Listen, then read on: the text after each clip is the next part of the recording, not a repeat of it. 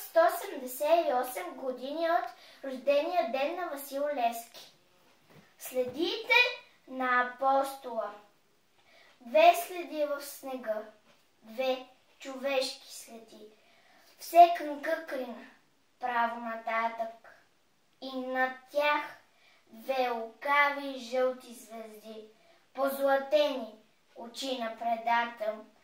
2 следи в снега, в най-дълбокия сняг. 5 столетия трупал в душите, скрил покрив, къщя сърца. Той все пак не успял да затрупа следите. 2 следи, там снегът и до днес кърви. Ах, навярно, човекът е куцал. Знам, той имал сумати път да върви от въжето до моите внуци, от Султанския съд чак до моята душа. Път мъчителен, славен, тежък.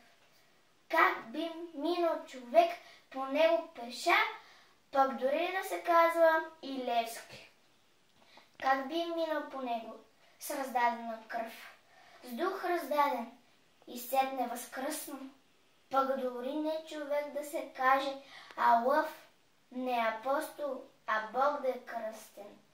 2 следи в снега, в най-чистия сняг.